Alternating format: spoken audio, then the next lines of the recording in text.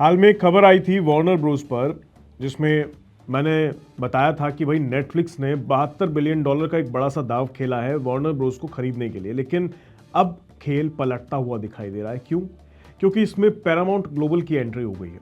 हालांकि इसमें deal almost Netflix के साथ ही क्लोज होती दिखाई दे रही थी, लेकिन पैरामाउंट ने हाई बिड का एक ऐसा सा दाव खेल दिया है कि अब पासा पलट भी सकता है।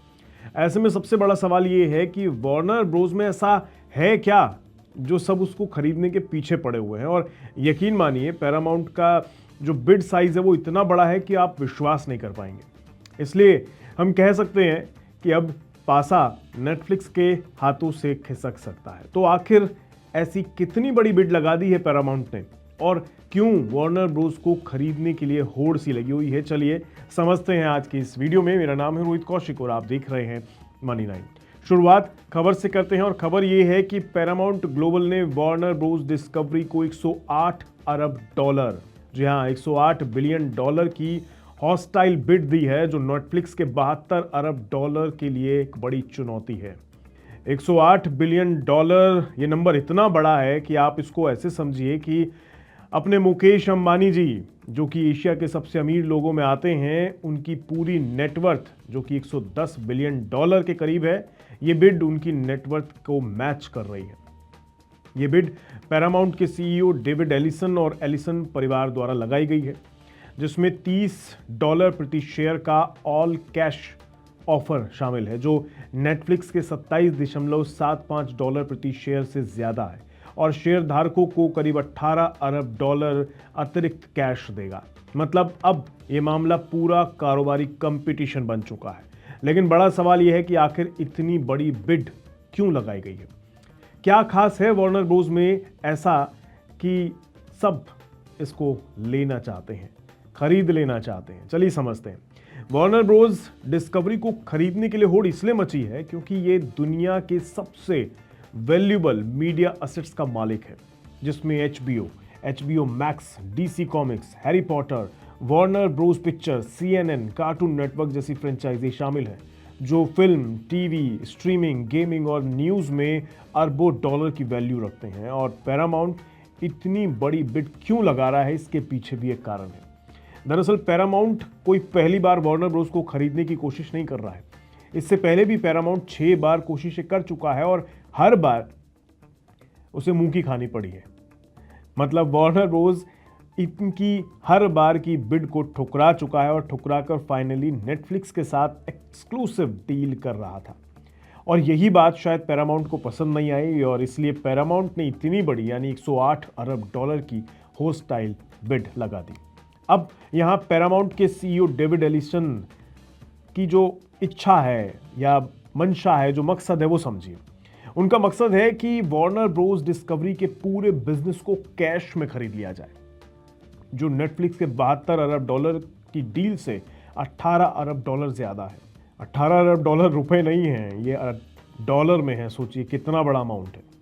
पैरामाउंट की बिड को कैश में पूरा करने के लिए हालांकि वो अकेले दाव नहीं खेल रहे हैं। इसमें red bird capital, bank of America, city bank और अपोलो से 54 अरब डॉलर का डेट सपोर्ट शामिल किया गया है। और कमाल की बात सुनिए, जो पैरामाउंट इतनी बड़ी बिड लगा रहा है उसका खुद का मार्केट वैल्यू मात्र 14 अरब डॉलर का है।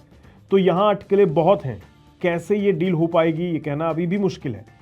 क्या इस 108 अरब डॉलर के अट्रैक्टिव बिड के ऑफर को वार्नर ब्रोस नकार पाएगा और नेटफ्लिक्स को ही अपने एसेट्स के लिए एक सही उम्मीदवार समझेगा, या फिर ये भारी भरकम बिड के आगे नेटफ्लिक्स इस रेस से बाहर हो जाएगा? फिलहाल कहना मुश्किल है क्योंकि इसमें कुछ रेगुलेटरी और पॉलिटिकल ट्विस्ट भी हैं। जैसे यूएस प्रेसिडेंट डोनाल्ड ट्रंप ने नेटफ्लिक्स की डील पर चिंता जताई। उनका कहना है कि ये मार्केट डोमिनेंस की वजह बन सकती है। ये डील, इस डील से ऐसी समस्याएं पैदा हो सकती हैं और वे इस फैसले में शामिल होंगे खुद से।